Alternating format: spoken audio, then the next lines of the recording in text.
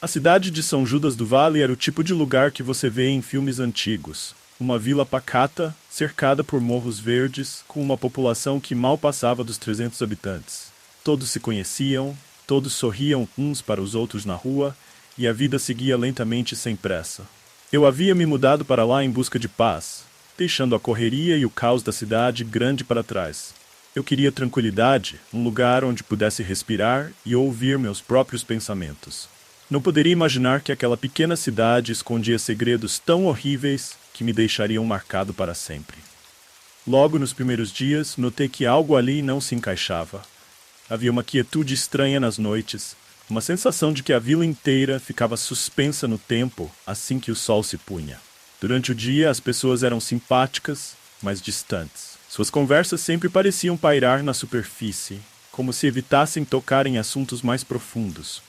No entanto, eu estava disposto a me adaptar, acreditando que talvez fosse apenas o jeito do povo do interior. Foi então que conheci o Sr. Arlindo, o dono da mercearia local. Ele era um homem magro, de olhos fundos e cabelo ralo. Ele sempre me atendia com um sorriso sem vida, mas algo nele me incomodava. Um dia, enquanto eu fazia algumas compras, ele me chamou para um canto da loja e, com uma voz baixa e trêmula, disse: Ei, senhor, io vi que voce não é daqui. Conselho. Não saia de casa à noite. E se ouvir algo, não vá ver o que é. Apenas fique quieto. Fiquei confuso, mas não o levei a sério. Parecia uma daquelas superstições de cidade pequena, algo bobo que os mais velhos dizem para assustar os jovens. Ri por dentro e agradeci pelo conselho, sem dar muita atenção. Porém, mal sabia eu que aquelas palavras ecoariam na minha mente por muito tempo. Na primeira semana, tudo parecia normal. As pessoas seguiam suas rotinas, e eu estava me acostumando ao novo ritmo de vida. Mas numa noite sem lua, enquanto eu tentava dormir, fui acordado por um som estranho. Era algo entre um gemido e um choro distante, que parecia vir das montanhas. O som era contínuo, baixo, mas o suficiente para me deixar arrepiado. Por um momento, pensei em ignorar, mas a curiosidade falou mais alto.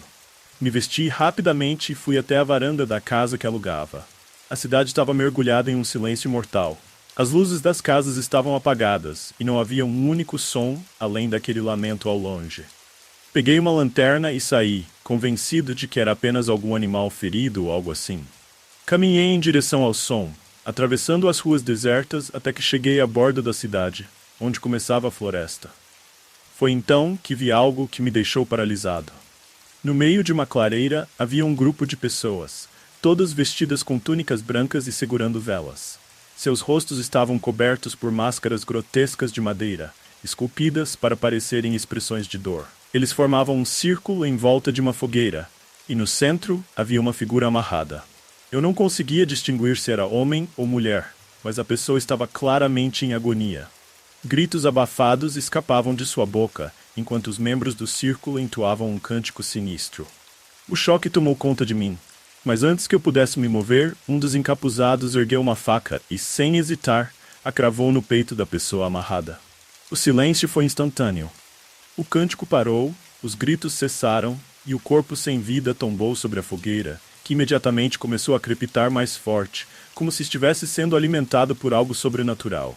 Minha mente recusava-se a acreditar no que meus olhos haviam acabado de ver. Eu queria correr, gritar, mas meu corpo não respondia.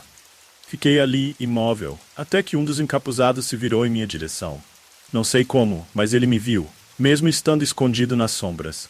De repente, todos os outros se viraram também, suas máscaras me encarando com olhos vazios. O medo tomou conta de mim, e sem pensar, me virei e corri o mais rápido que pude de volta para casa. Cheguei ofegante, trancando todas as portas e janelas. Meu coração parecia que ia sair pela boca.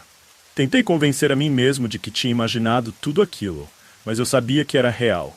Sabia que algo muito errado estava acontecendo naquela cidade. E o pior de tudo, eu tinha sido visto. Na manhã seguinte, a cidade parecia a mesma de sempre. As pessoas caminhavam pelas ruas, compravam pão, conversavam em frente à igreja. Ninguém mencionava o que havia acontecido na noite anterior. Era como se aquele ritual macabro nunca tivesse existido. Meu instinto foi fugir dali o mais rápido possível, mas algo me impediu. Talvez fosse o medo de parecer louco ou a esperança de que aquilo fosse apenas um pesadelo. Decidi ficar, mas com uma certeza: eu nunca mais sairia de casa à noite. Nos dias que se seguiram, evitei contato com qualquer um que pudesse estar envolvido naquele ritual, o que significava praticamente toda a cidade. O senhor Arlindo me observava de longe, seus olhos cheios de uma tristeza resignada, como se soubesse que eu já estava condenado por ter visto o que não deveria. Mas ele nunca disse nada, e eu também não perguntei. As noites, entretanto, se tornaram cada vez mais insuportáveis. O choro e os lamentos voltaram, às vezes mais próximos, às vezes distantes, mas sempre presentes. E eu sabia que, a cada noite, outra vítima era levada para aquele círculo macabro. Eu podia sentir o cheiro de carne queimada no ar, o eco dos gritos ainda vibrando em meus ouvidos, mesmo quando o silêncio reinava. Certa noite, enquanto eu tentava dormir, ouvi um barulho estranho vindo da janela. Meu corpo gelou. Por um momento, pensei que fosse apenas o vento, mas então ouvi o som de passos pesados, arrastando-se pela varanda. Meu coração disparou, e eu sabia que não deveria olhar, mas a curiosidade, mais uma vez, tomou conta de mim. Lentamente me aproximei da janela, com as mãos trêmulas, e levantei a cortina. O que vi me paralisou. Na escuridão, uma figura estava parada na minha varanda. Não usava máscara, mas seu rosto estava deformado, coberto de cicatrizes e cortes profundos. Seus olhos eram grandes e negros, sem emoção alguma. Ele me encarava fixamente, como se pudesse ver através de mim até a minha alma.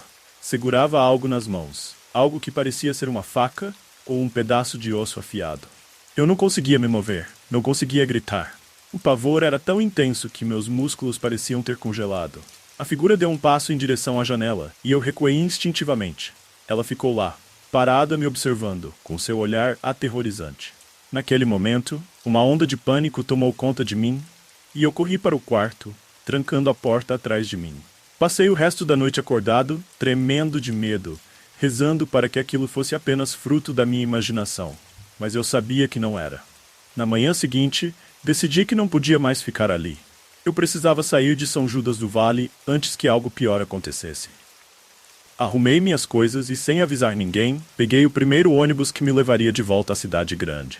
Enquanto o ônibus descia pela estrada sinuosa, olhei para trás e vi, à distância, a pequena vila desaparecendo entre as colinas. Um alívio momentâneo me envolveu, mas eu sabia que aquele lugar havia deixado uma marca em mim. Uma marca que eu jamais esqueceria. Agora, mesmo morando longe de São Judas do Vale, os pesadelos continuam. Eu ainda ouço os cânticos, ainda vejo os rostos mascarados e as figuras na escuridão. Acordo no meio da noite, suando frio, esperando ver aquele homem parado na minha janela. E sempre que ouço um choro distante, meu corpo estremece.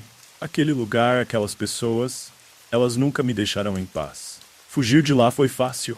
O difícil é escapar das lembranças que se enraizaram em minha mente, corroendo cada pedaço da minha sanidade.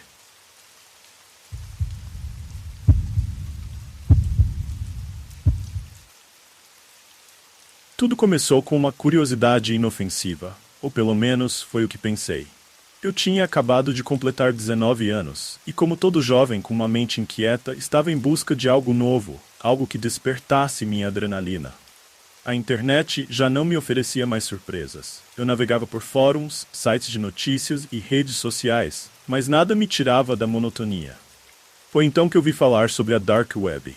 A princípio achei que fosse apenas uma lenda urbana, um lugar onde pessoas estranhas trocavam informações ainda mais estranhas. Eu sabia que era perigoso, claro, mas o perigo sempre me atraiu. Sempre fui o tipo de pessoa que gostava de flertar com o proibido, de ir além dos limites. Foi essa mesma inclinação que me levou a baixar o Tor, o navegador que me daria acesso à Dark Web. Eu não tinha ideia do que estava prestes a encontrar. A primeira semana foi tranquila. Entrei em sites de leilões ilegais, fóruns de hackers e até mesmo páginas que vendiam produtos duvidosos. Nada realmente surpreendente. A maioria dos lugares que visitei me fez sentir como se estivesse apenas navegando em uma versão mal feita do eBay. Era sombrio, mas não o suficiente para me assustar. Eu queria mais. Queria sentir o perigo. Queria ver o que estava escondido nas profundezas. E numa noite de sexta-feira, decidi ir mais fundo. Navegando por um fórum, encontrei uma série de postagens que falavam sobre uma sala de chat privada chamada o Submundo. As pessoas diziam que era necessário um convite especial para entrar e que o conteúdo compartilhado lá era exclusivo para os mais corajosos. Meu coração acelerou. Era exatamente o que eu procurava. Passei dias em busca de um convite e quando finalmente consegui, fiquei entusiasmado. Havia um link criptografado e uma senha que me foi passada por um usuário anônimo. Cliquei no link e entrei na sala de chat. Diferente de tudo o que havia visto até então, o submundo tinha uma atmosfera pesada. O fundo era totalmente preto, com letras vermelhas piscando e pequenos ícones de máscaras sorridentes aparecendo aleatoriamente na tela. Comecei a ler as mensagens que rolavam no chat. Eram coisas perturbadoras. Pessoas falando sobre vídeos de tortura, sequestros e até rituais. Alguns links levavam para vídeos horríveis, com pessoas em situações extremas. Era o tipo de coisa que qualquer pessoa sã evitaria, mas algo em mim me empurrava para continuar. Abri um dos vídeos e o que vi ali me deixou paralisado. Era uma gravação granulada de uma sala escura. No centro, um homem estava amarrado a uma cadeira. Ele tremia de medo. De repente, uma figura mascarada entrou em cena e começou a torturá-lo, de maneiras que prefiro não descrever. O que mais me incomodou foi o fato de que, no canto inferior direito da tela, havia um contador de visualizações ao vivo. Havia centenas de pessoas assistindo, como se aquilo fosse um entretenimento qualquer. Fechei o vídeo rapidamente, sentindo meu estômago revirar. No entanto, antes de sair da sala de chat, uma mensagem privada surgiu na tela. Era de um usuário com o nome Maestro. A mensagem dizia: "Vejo que você gosta de explorar. Talvez você esteja pronto para algo mais íntimo. Eu posso mostrar o que realmente existe nas sombras. Se estiver interessado, apenas responda com sim." Fiquei paralisado por alguns minutos. Quem era essa pessoa? Como ele sabia que eu estava assistindo? Algo em mim gritava para que eu saísse dali, mas a curiosidade, aquela maldita curiosidade, me fez responder sim. Foi nesse momento que minha vida começou a se transformar em um verdadeiro inferno. No dia seguinte, recebi um e-mail estranho. Era de um remetente anônimo e continha um arquivo em anexo. O nome do arquivo era Despertar. Contra todas as minhas intuições, abri o arquivo. Era um vídeo. No começo, a imagem estava distorcida, mas depois de alguns segundos, consegui ver uma sala que se parecia muito com o meu próprio quarto. A câmera parecia estar posicionada em algum canto, capturando todos os detalhes do ambiente. No centro do vídeo, eu estava deitado na minha cama, dormindo. Meus olhos se arregalaram. Meu coração disparou. Aquilo era impossível. Olhei ao redor, tentando entender de onde aquela gravação poderia ter vindo. Revirei cada canto do meu quarto, mas não encontrei nada. Não havia câmeras, nada que indicasse que eu estava sendo filmado. Meu cérebro girava tentando encontrar uma explicação lógica, mas não havia nenhuma. Fui invadido por um medo sufocante. Alguém estava me observando e eu não fazia ideia de como. Ao longo dos dias seguintes, minha paranoia só aumentou. Comecei a sentir que estava sendo seguido. Sempre que saía de casa, tinha a sensação de que alguém me observava de longe. Eu via sombras se movendo nos cantos dos meus olhos, mas quando me virava, não havia ninguém. As noites eram as piores. Eu quase não conseguia dormir, com medo de que o maestro pudesse estar me observando novamente. As mensagens dele continuavam a chegar, sempre criptografadas, sempre ameaçadoras. Em uma delas, ele disse: "Você já viu o que há nas profundezas. Agora as profundezas o veem também." Não entendi o que ele queria dizer, mas a cada nova mensagem, o medo crescia. Comecei a ter pesadelos horríveis, onde eu estava preso em um quarto escuro, sendo torturado como as pessoas nos vídeos que eu havia visto.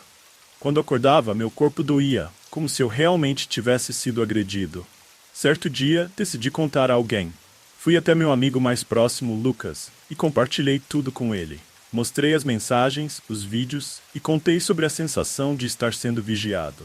Lucas, embora cético no início, começou a perceber a gravidade da situação quando viu as mensagens e o vídeo do meu quarto. Ele sugeriu que fôssemos à polícia, mas algo me dizia que isso não iria ajudar. Foi então que recebi a última mensagem do maestro. Ela dizia: "O submundo te acolheu, agora você pertence a ele para sempre." E com essa mensagem veio uma imagem. Era uma foto de mim, dormindo, com alguém de máscara ao meu lado acariciando meu rosto. Eu nunca mais fui o mesmo depois disso. A paranoia virou minha constante companheira. As sensações de estar sendo observado nunca mais cessaram. Minha vida, antes normal, se transformou em um verdadeiro inferno. Se há algo que aprendi com essa experiência é que a curiosidade pode ser mortal. O que eu encontrei na Dark Web não era apenas um site ou um vídeo horrível. Eu liberei algo que não pertence a este mundo. Agora estou preso em um ciclo de terror e paranoia. E o pior de tudo, sei que nunca vou escapar.